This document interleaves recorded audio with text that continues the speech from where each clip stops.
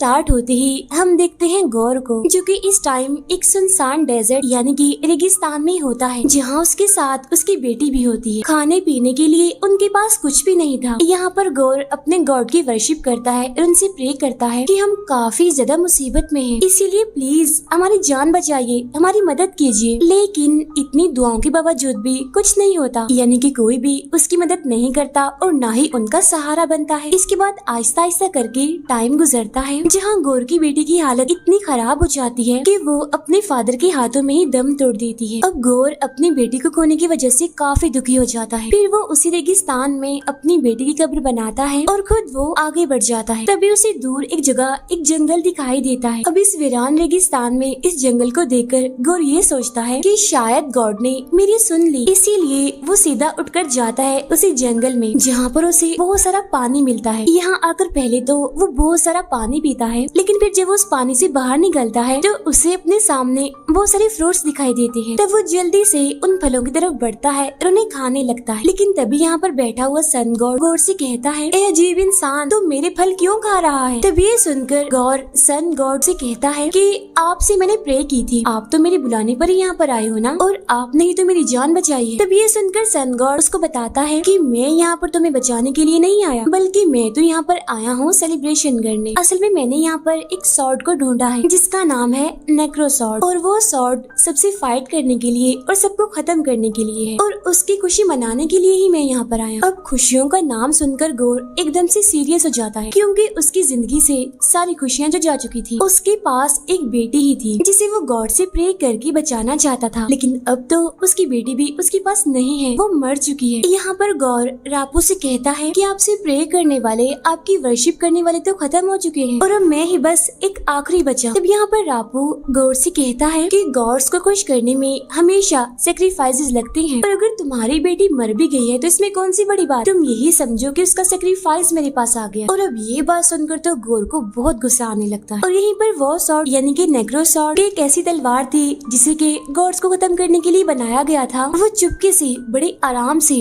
गौर के हाथ में आ जाती है। तलवार हासिल करने पर तो गौर वहीं पर ही रापू को मार देता है। साथ ही साथ वो यहाँ पर ये कसम भी खाता है कि आज से मैं सारे गॉड्स को जान से मार दूंगा, क्योंकि ये गॉड्स जिनकी हम वर्शिप करते हैं, जिनसे हम प्रे करते हैं, जिनको हम पुकारते हैं, ये तो इस काबिल ही नहीं है कि हम इनकी वर्शिप करें, तो इसीलिए मैं किसी गॉड को नहीं छोड़ूंगा। इसके बाद सीन शिफ्ट होकर जाता है कॉर्ग की तरफ, जो कि बच्चों को थोर की कहानी सुना रहे थे कि कैसे थोर उन लोगों के लिए लड़ते हैं जो कि अपने लिए नहीं लड़ सकते। बचपन से ही थोर का मानना ये था कि बेसहारा लोगों की मदद करना ही मेरा असली मकसद है। जहाँ इसी दौरान उसकी मुलाकात हुई जेन फोस्टर से, लेकिन बहुत ही जल्द वो दोनों एक दूसरे से अलग अलग भी हो गए। जहाँ बाद में थोर के पेरेंट्स, उसके भाई और हर वो इंसान जो कि उससे प्यार करता था, वो सारे लोग या तो उससे बिछड़ गए या फिर मारे गए। लेकिन थोर की एक बात खास थी, और वो ये कि उसने दूसरों के लिए लड़ना बिल्कुल भी नहीं छोड़ा। इसके बाद थोर ने ज्वाइन किया गार्डियंस ऑफ द गैलेक्सी को, जहाँ उसने उनके साथ मिलकर बहुत सारी लड़ाइयाँ लड़ी, लेकिन हर टाइम उसके दिल में एक ही इंसान की याद थी, और वो थी जेन फोस्टर। अब इस तन्हाई में थोर इतना डूब चुका था कि उसने इंसानी दुनिया से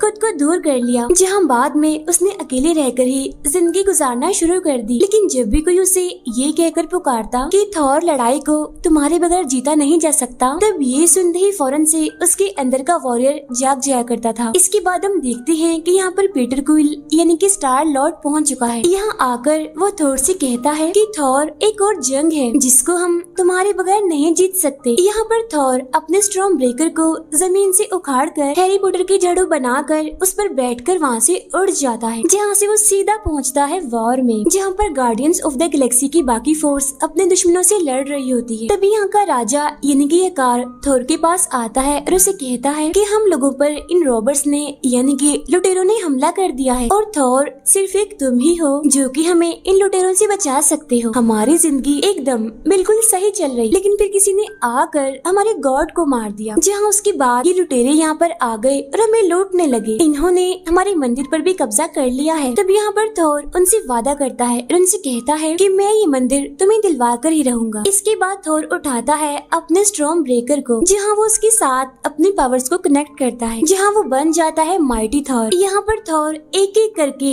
सारे रॉबर्स को, सारे लुटेरों को मार रहा होता है। एक बार तो वो ऐसा करता है कि अपनी दोनों लेग्स को वो स्ट्रेच कर लेता है और 2 गाड़ियों को एक साथ ही रोक देता है। अब हालांकि इतनी लंबी लड़ाई के बाद थोर जीत तो जाता है, लेकिन इस लड़ाई में ये कार का जो मंदिर होता है वो पूरी तरह से टूट चुका था।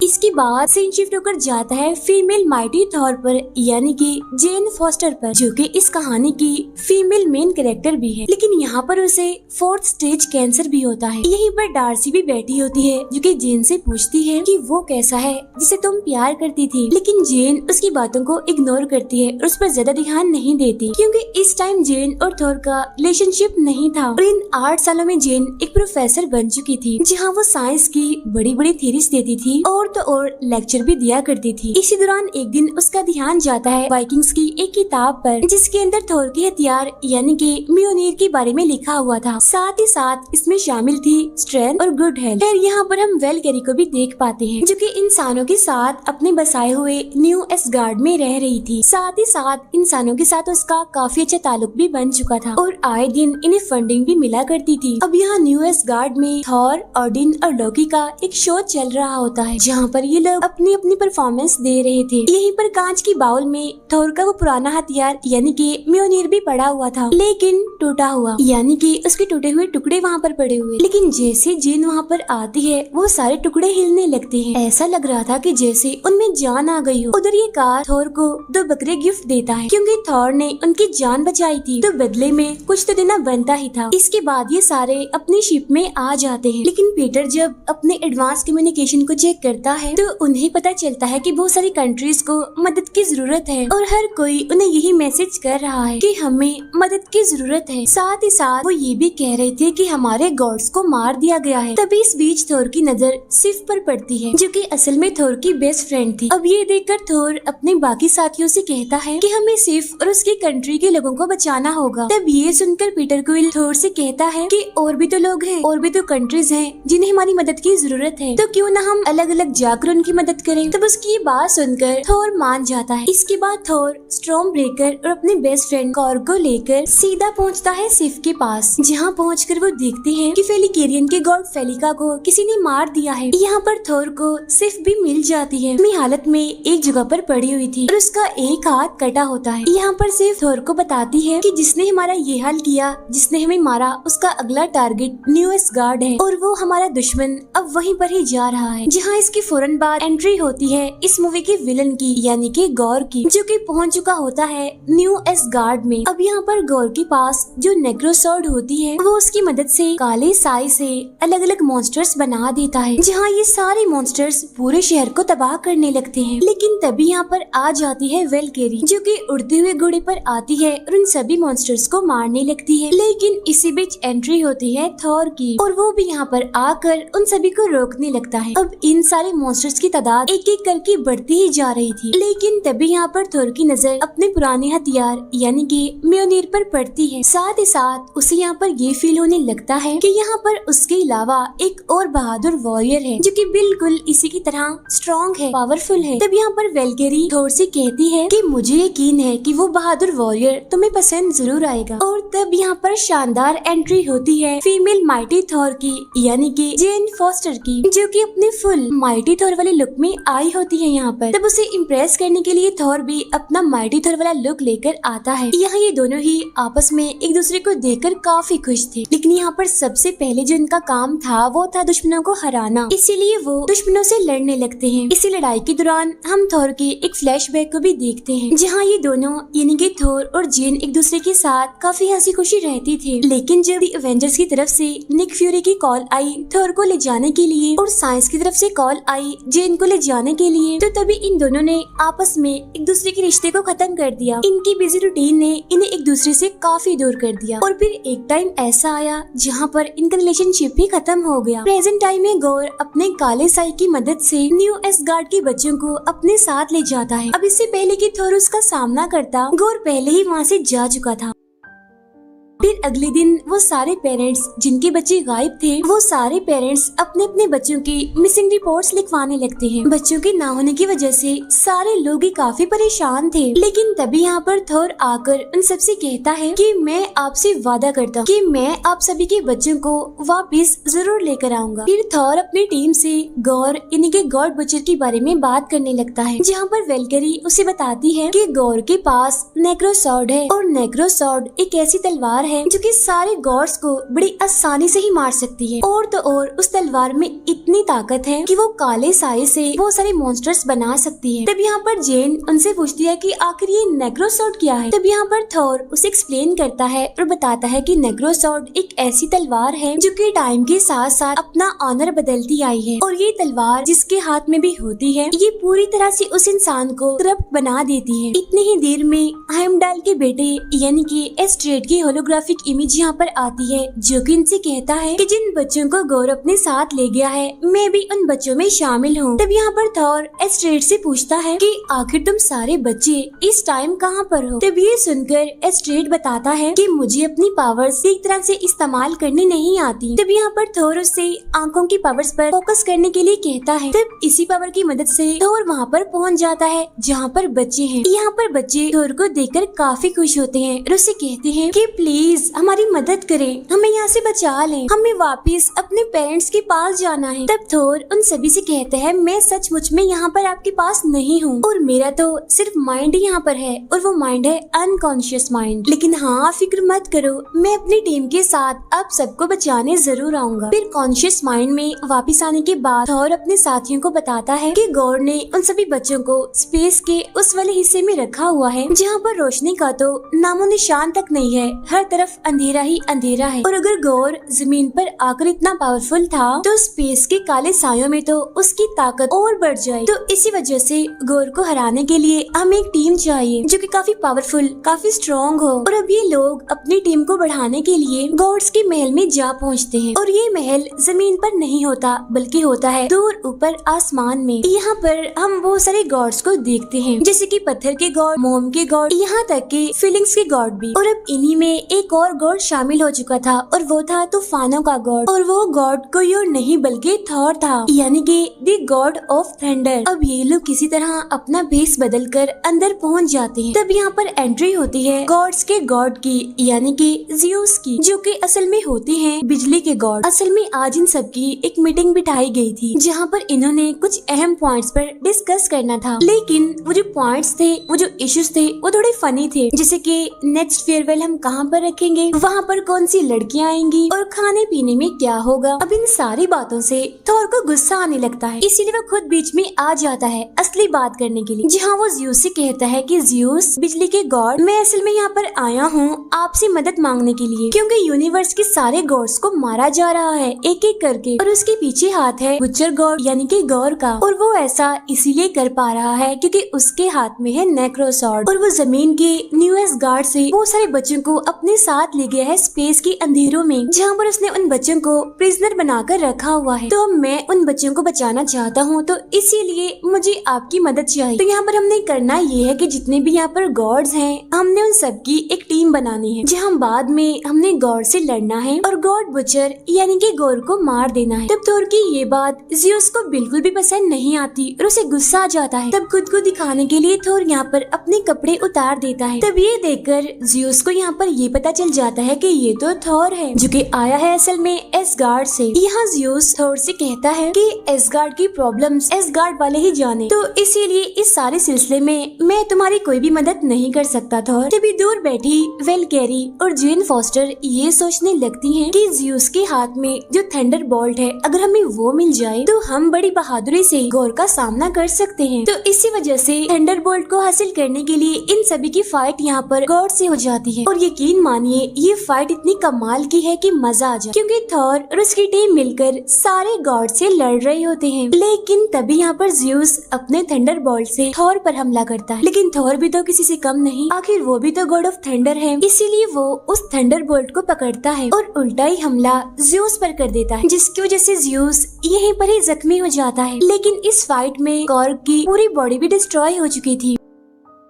लेकिन ये लोग बिल्कुल ठीक टाइम पर बकरों की मदद से वहाँ से निकल जाते हैं। इसके बाद ये सारे लोग पूरी तरह से तैयार थे गौर के पास जाकर उससे लड़ने के लिए, लेकिन एक मुसीबत, वहाँ तक जाने का रास्ता काफी लंबा था और तो और उन रास्तों पर काफी अंधेरा भी था। तो तब यहाँ पर उन अंधेरे रास्तों पर रोशनी डालने का काम कर रहा था स्टॉर्म ब्रेकर। यहाँ पर थोर और जेन एक दूसरे के साथ काफी अच्छा टाइम गुजारते हैं। अब क्योंकि दोनों एक दूसरे से 8 साल से दूर थे और इनका रिलेशन भी नहीं था, इसी वजह से वो अपनी अपनी गलतियों पर एक दूसरे से माफी मांगते हैं। यहाँ पर जेन ये भी बताना चाहती है कि मुझे 4th स्टेज कैंसर है, लेकिन वो ये बात थोर को नहीं बता पाती। उसके मुंह से ये बात निकलते निकलते रह जाती है और अब इनका ये शिप पहुंच जाता है गौर के प्लेनेट पर, जहाँ पर सिर्फ और सिर्फ अंधेरा था और ये अंधेरा इतना पावरफुल था कि वो सारी रोशनी को ही खत्म कर देता है। और अब यहाँ पर थोड़ी देर के लिए हमें मूवी ब्लैक एंड व्हाइट दिखाई देती है। यहाँ पहुँचने के बावजूद भी इन्हें बच्चे कहीं पर भी दिखाई नहीं दे रहे थे, लेकिन तभी यहाँ पर जेन की नजर एक बच्चे की ड्राइंग पर जाती है और ये ड्राइंग होती है इटर्निटी की। और वहाँ तक पहुँचने के लिए एक दरवाजा खोलने की जरूरत थी और वो दरवाजा खुल सकता था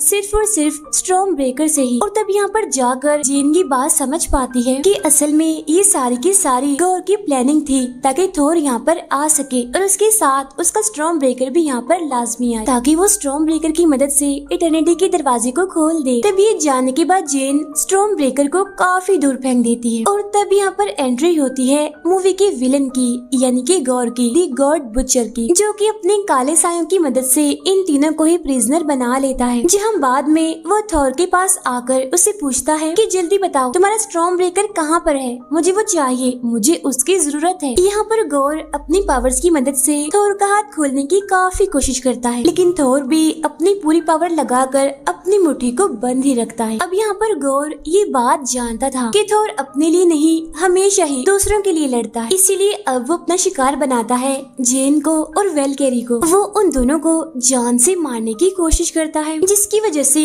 ना चाहते हुए भी थोर को अपना स्टॉर्म ब्रेकर यहाँ पर लाना ही पड़ता है। जैसे स्टॉर्म ब्रेकर थोर के पास आता है तो यहाँ पर एक काफी बड़ा ब्लास्ट हो जाता है, जिसकी वजह से होता ही है कि वो तीनों ही कैद से आजाद हो जाते हैं। लेकिन तब यहाँ पर उन सभी के बीच फाइट होने लगती है। तब यहाँ पर थोर अपने स्टॉर्म ब्रेकर की मदद से जमीन तक जाने का रास्ता खोलता है, लेकिन वहाँ जाने से पहले ही गौर स्टॉर्म ब्रेकर को पकड़ लेता है और उसे छोड़ता ही नहीं। फिर जब ये लोग जमीन पर पहुँचते हैं तो थोर को ये बात पता चलती है कि वो इनके स्टॉर्म ब्रेकर उसी के पास ही रह गया, यानी कि गौर के पास। अब इस पूरी लड़ाई में जेन काफी जख्मी हो चुकी थी, इसीलिए फौरन उसे हॉस्पिटल लेकर जाया जाता है। तब यहाँ पर डॉक्टर से बातचीत करने पर थोर को ये बात पता चलती है कि जेन को तो असल में 4th स्टेज कैंसर है, लेकिन जेन ने अभी तक ये बात थोर से छुपाई हुई थी और अभी तक जेन को जो पावर्स मिल रही थी, जो ताकतें मिल रही थी, वो सिर्फ और सिर्फ म्योनीर से ही मिल रही थी। हालांकि एक बार उठाने पर म्योनीर उसे ताकत तो देता था, लेकिन वो इसे और ज्यादा कैंसर की तरफ धकेलता ही जा रहा था। और अब अगर जेन ने एक और बार म्योनीर को उठाया तो वो मारी जाएगी। इसीलिए थोर जेन के पास आता है और उसे कहता है कि जेन मेरी बात गौर से सुनो, तुमने जितना काम करना था ना कर लिया, अब टर्न मेरा है, मैं खुद जाऊंगा और गौर को मार दूंगा और अब तुम मुझसे वादा करो कि तुम दोबारा म्योनीर को नहीं उठाओगे। फिर इसके बाद सीन शिफ्ट होकर जाता है गौर पर, जिसके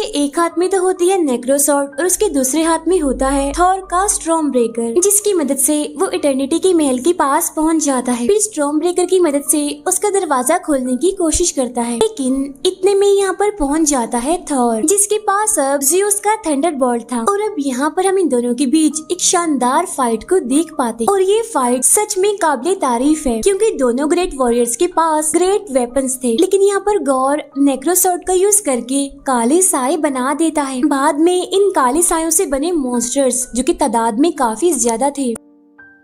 उधर दूसरी तरफ इटर्निटी का दरवाजा भी खुलने ही वाला था, जिसके खुलने पर गौर को इटर्निटी रिसीव होने वाली थी, यानी कि अगर कोई भी इंसान उसके सामने अपने विश को रखेगा तो उसकी विश पूरी हो जाएगी। अब जैसा कि गौर के नाम से ही जाहिर था, गौर द गॉड बुचर, यानी कि अगर उसे ये चांस मिलता कुछ भी मांगने का तो वो यकीनन गॉड्स का खात्मा ही मांगता। तो इसीलिए थॉर गौर को रोकने के लिए वहाँ पर मौजूद बच्चों को कुछ देर के लिए अपने पावर्स दे देता है, जिससे होता ये है कि सारे बच्चे बदल जाते हैं थॉर में। तब यहाँ पर वो सारे बच्चे मिलकर सामना करते हैं उन्हीं काले मॉन्स्टर्स का, लेकिन वहाँ पर गौर थोर पे भारी पड़ रहा था, तो इसी वजह से अब उसे यहाँ पर बचाने के लिए पहुँच जाती है फीमेल माइटी थॉर यानी कि जेन फॉस्टर, जिसके हाथ में म्योनिर होता है, जहाँ वो अपनी ताकत का इस्तेमाल करके एक ही वार से नेक्रोसॉर्ड के टुकड़े टुकड़े कर देती है। लेकिन थॉर को ये देखकर काफी बुरा लगता है, क्योंकि जेन के पास ये आखिरी चांस ही था और उसने मेरी यानी कि थॉर की मदद करने के लिए अपनी जान को कुर्बान कर दिया। इसके बाद वो जेन को अपनी गोद में लेता है और उससे कहता है कि फिक्र मत करो, सब कुछ बिल्कुल ठीक हो जाएगा। लेकिन इतनी ही देर में इटर्निटी के पास गौर पहुंच जाता है और जब यहाँ पर गौर अपनी लास्ट विश मांगने ही वाला होता है कि तभी यहाँ पर थॉर आकर उसे कहता है कि सुनो मेरी बात, तुम चाहे कुछ भी कर लो, तुम्हें सुकून कहीं पर भी कभी भी नहीं मिल सकता। तभी ये सुनकर गौर उसे पूछता है कि आखिर तुम ही बताओ तो सुकून फिर मुझे कहाँ मिलेगा। तब इसके जवाब में थॉर कहता है कि लव यानी कि प्यार में सुकून तुम्हें प्यार में ही मिल सकता है, और वैसे भी अब तुम इटर्निटी से सारे गॉड्स का खात्मा मांगने वाले हो, यानी कि सारे गॉड्स मर जाए और उनमें मैं भी तो शामिल हूँ, क्योंकि मैं भी तो एक गॉड ही हूँ ना, गॉड ऑफ थंडर। तो फिर मैं अपना आखिरी टाइम तुम जैसे इंसान के साथ ही क्यों गुजारूं? मैं ये टाइम गुजारूंगा अपने लव के साथ, अपने प्यार के साथ, यानी कि जेन के साथ। अब ये लफ्ज प्यार का नाम सुनकर गौर को अपनी बेटी याद आने लगती है, इसीलिए अब वो इटर्निटी से सारे गॉड्स का खात्मा नहीं मांगता, बल्कि वो अपनी बेटी को मांगता है। जिसके बाद अगले ही सीन में उसकी बेटी उसके हाथों में ही होती है। लेकिन इतने टाइम से नेक्रोसॉर्ड को यूज करने की वजह से अब गौर का भी आखिरी टाइम आ चुका था। लेकिन यहाँ पर गौर को इस बात की टेंशन थी कि आखिर उसकी बेटी का ख्याल कौन रखेगा, वो तो अकेली रह जाएगी। तब यहाँ पर थॉर उसे कहता है कि मैं तुम्हारी बेटी का ख्याल रखूंगा। अब यहाँ एक तरफ थॉर के हाथों में जेन मर जाती है, तो यहीं पर गौर भी अपनी बेटी के हाथों में दम तोड़ देता है। यहाँ पर एस्ट्रेड स्टॉर्म ब्रेकर का यूज करके सारे बच्चों को आजाद कर देता है और उन्हें एसगार्ड ले आता है। अब क्योंकि सारे बच्चे एसगार्ड में आ चुके थे, इसीलिए वेल्किरी यहाँ पर उन सभी को लड़ने की ट्रेनिंग दे रही होती है। अब यहाँ एंडिंग में हम दो पोस्ट क्रेडिट सीन देखते हैं, जहाँ एक में हम देखते हैं कि थॉर ने गौर की बेटी की पूरी जिम्मेदारी उठा ली है और अब ये दोनों मिलकर उन सभी लोगों का साथ देते हैं जो कि बेसहारा थे और खुद अपनी मदद नहीं कर सकते थे। दूसरे पोस्ट क्रेडिट सीन में हम देखते हैं कि आसमान के महल में जहाँ पर ज़्यूस इंजर्ड था, वो अपने बाकी सभी साथियों से कहता है कि अब थॉर का आखिरी टाइम आ चुका है, क्योंकि उससे बदला लेने के लिए मेरा बेटा आएगा, यानी कि हरक्यूलिस। अब इसी इंटरेस्टिंग सी सस्पेंस के साथ ही ये मूवी यहीं पर एंड हो जाती है। Thank you for watching.